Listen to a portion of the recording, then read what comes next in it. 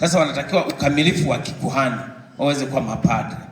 Wanahitaji kuni nyingi. Mwabebe kuni nyingi sana. Wewe mtoto wa shirika beba kuni kwa ajili ya wale. Mnaweza? Wamesema ndio. Wanakwaya, mnaweza kubeba kuni?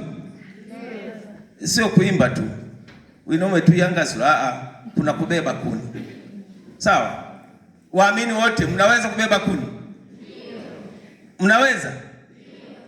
Basi tukazane kubeba kuni hizo ili ziweze kuchochea sala tulizo nazo uweze kufikia ukamilifu vijana wetu. Wanahitaji sana hilo. Wanahitaji. Sisi zamani hatukuwa na hilo kwa sababu ukishakuwa shemasi basi umeshafikia na uhakika. Lakini leo hii tunahitaji sala za namna pekee kwa sababu ya utandawazi ulivyokuwa.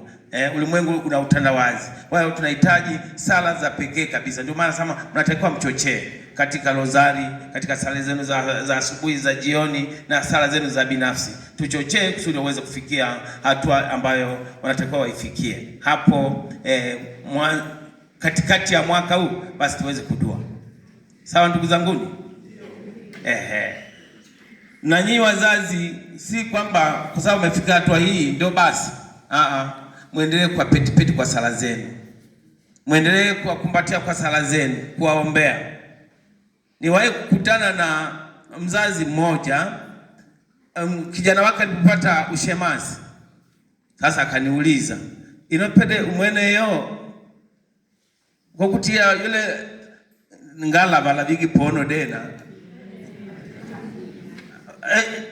Kijana ameshapata ushemasi ngala bala bigi pono dena ngawe awende kukwila. Sasa mzazi anasema hivi, kwa hiyo tusije tukaingia huko. Ndio na waasa wazee wangu hawa. Sawa ndugu zangu, tuendelee kuomba kwa msisitizo zaidi, tuweze kuomba kwa ajili waweze kufika.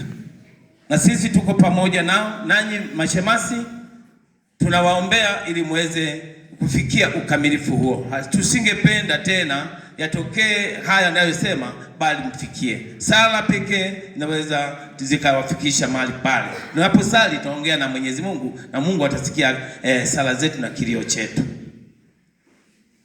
Tunaposema asante, tuendelee kuomba zaidi. Wangoni wanasema maneno haya ndio wanapenda ni anukuu sana. Wanapopewa kitu wanasema asante, halafu wanaomba na cha kesho.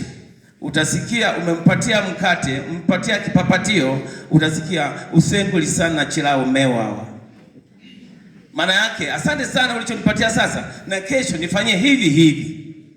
Wako wangoni umndani wataniunga mkono. Basi niwatakie sherehe hii fupi lakini sherehe yenye maombi ndani yake. Asanteni sana, Mungu mwema awabariki.